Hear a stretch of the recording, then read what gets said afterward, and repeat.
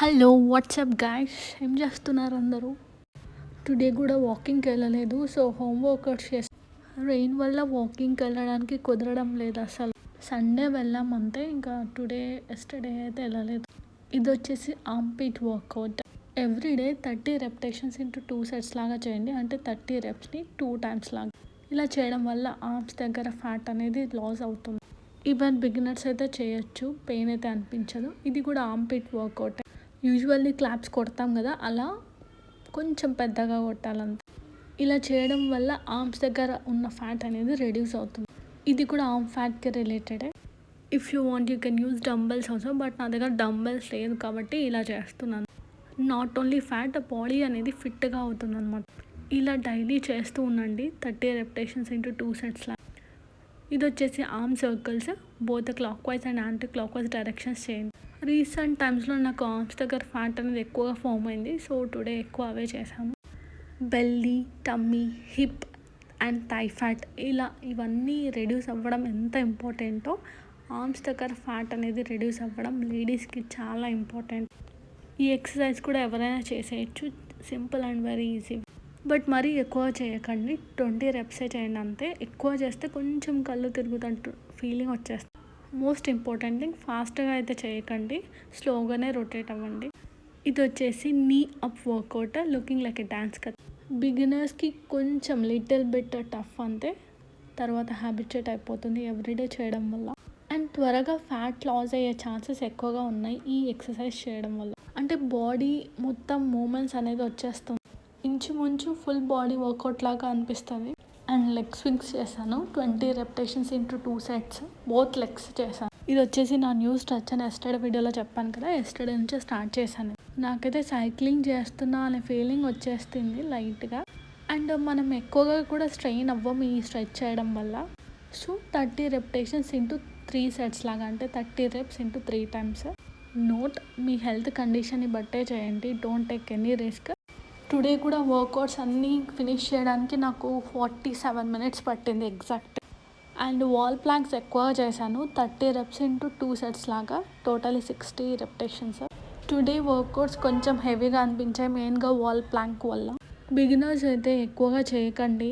Starting ఒక 10 minutes, తర్వాత ఒక 20 మినిట్స్కి ఇంక్రీజ్ చేయండి. అండ్ ఆఫ్టర్ దట్ 30 మినిట్స్, ఫైనల్గా 1 అవర్ వరకు వచ్చేలాగా చేసుకోండి. 1 అవర్ కంటే ఎక్కువగా వర్కౌట్స్ చేయకండి. అట్ ప్రెజెంట్ నేనైతే 45 మినిట్సే చేస్తున్నాను. మీరు కూడా 45 మినిట్స్ చేసినా నోట్ ఇష్యూ, 30 మినిట్స్ చేసినా మరీ మంచిది.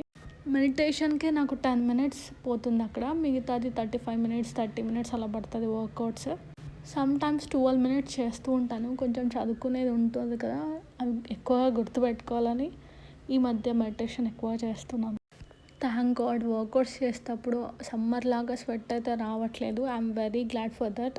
లేదంటే ఈ స్వెట్కి అస్సలు వర్కౌట్స్ చేయడానికి ఇంట్రెస్ట్ రాకుంటుండే, బట్ ఇప్పుడు ఇష్టంగా చేస్తున్నాను అండ్ యాక్టివ్గా కూడా ఉంటున్నాను. నా వెయిట్ వచ్చేసి 67.95 ఉన్నాను. మీకు ఇక్కడ డౌట్ రావచ్చు, 9 డేస్ అయింది కదా అయినా కానీ 67.90 ఎలా అయ్యారు. 5 డేస్ మాత్రమే పీరియడ్స్లో ఉన్నాను అండ్ 4 డేస్ ఫుల్ వర్క్ ఉండే ఇంట్లో, నాన్ స్టాప్గా కంటిన్యూగా వర్క్ చేయడం వల్ల, అందుకు కొంచెం వెయిట్ లాస్ అయ్యాను. 67.90 కాదు, 67.95. టుడే నా హెల్తీ డ్రింక్ వచ్చేసి లెమన్ హనీ ఆఫ్.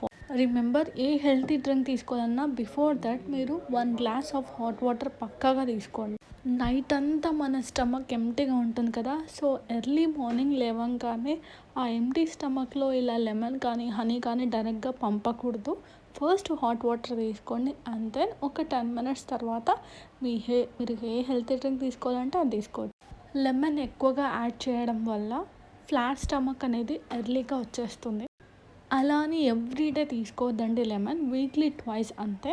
ఒకటి చెప్తాను గుర్తుపెట్టుకోండి, అంటే ఇది మీరు మంచిగా రిసీవ్ చేసుకుంటే ఓకే, బట్ ఇదే నిజం. ఏదైనా కానీ త్వరగా వెయిట్ లాస్ అవ్వాలి అని అయితే అనుకోదండి, స్లోగా అయినా కానీ పర్లేదు. స్లోగా అంటే మరి 1 ఇయర్ 2 ఇయర్స్ కాదు, ఒక 2-3 మంత్స్ అలా పెట్టుకోండి. 30 డేస్ ఛాలెంజ్ కానీ 90 డేస్ ఛాలెంజ్ కానీ అలా అనుకోండి.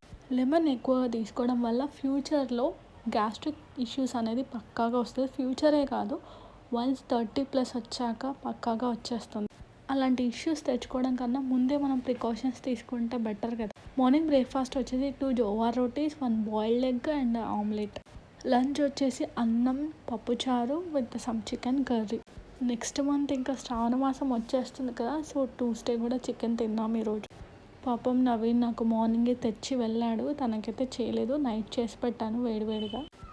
వై బికాస్ నేను నాన్ వెజ్ ప్రియురాలు, నవీన్ ఎక్కువగా ఇష్టపడాడు, నా కోసమని ఒక 1/2 kg అలా తెచ్చిచ్చాడు. అంటే 2 టైమ్స్కి వస్తుంది, ఆఫ్టర్నూన్ నైట్కి వస్తుందని ఒకేసారి తెచ్చి వెళ్ళాడు.